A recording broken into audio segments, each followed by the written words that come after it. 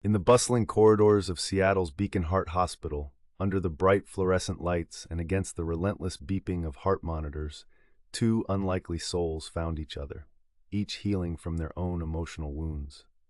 Dr. Amelia Hart, a young and gifted cardiologist, had always been driven by a relentless pursuit of excellence.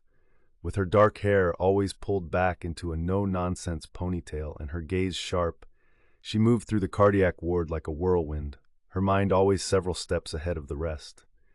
However, beneath her composed exterior, Amelia wrestled with a pain she kept hidden from the world: the recent loss of her fiancé, a fellow doctor who had died in a tragic car accident.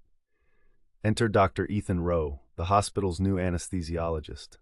Ethan, with his disarming smile and a knack for brightening the mood, seemed the opposite of the intense and focused Amelia. Despite his easygoing nature, Ethan hid his own scars, an emotionally taxing divorce that had left him questioning the very essence of lasting relationships. At Beacon Heart, he hoped not only to start anew professionally, but also to heal his bruised heart. One fateful morning, Amelia and Ethan's paths collided in OR3. An emergency case came in, a young man in dire need of a heart transplant. As the lead cardiologist, Amelia took charge with an assertive grip, her hands steady, betraying no sign of her inner turmoil.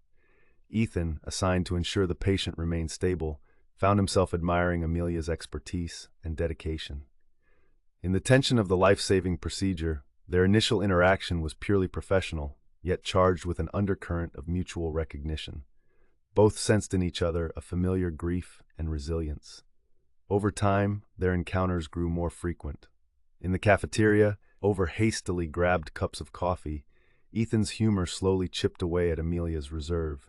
He shared stories of his travels and mishaps in the kitchen, making her laugh, a sound she thought she had long forgotten. Amelia, in return, began opening up about her passion for music, revealing she played the cello as a way to unwind. It wasn't long before they discovered a shared love for jazz. Despite the growing connection, Amelia wrestled with guilt over her burgeoning feelings. How could her heart resonate with another so soon? Ethan, sensing her withdrawal, respected her space but continued to offer quiet support and understanding. Then came the annual Beacon Heart Charity Ball, an elegant evening set under string lights in the hospital courtyard. Ethan, in a sharp tuxedo, noticed Amelia standing alone by the garden, her gown a soft blue that matched her eyes.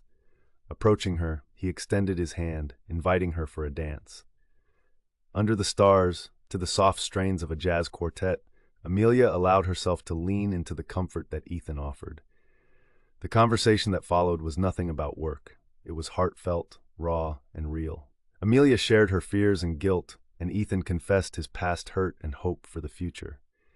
"I think it's not about finding a new heart, but feeling our existing one, accepting all the beats it still offers," Ethan murmured as the dance ended. That night, something shifted. Amelia realized that to heal fully, she needed to forgive herself and embrace the possibilities of new beginnings. Ethan, in turn, found in Amelia not just a fellow healer, but a kindred spirit, a confirmation that hearts could indeed mend and resonate with one another once more. In the months that followed, as they continued to work side by side, a slow and steady relationship blossomed. They shared early morning talks before rounds, joint cello and piano sessions filling Amelia's living room, and laughter echoing in the kitchen from culinary adventures. The corridors of Beacon Heart Hospital bore witness to many stories of healing, of heartbeats restored and lives reclaimed.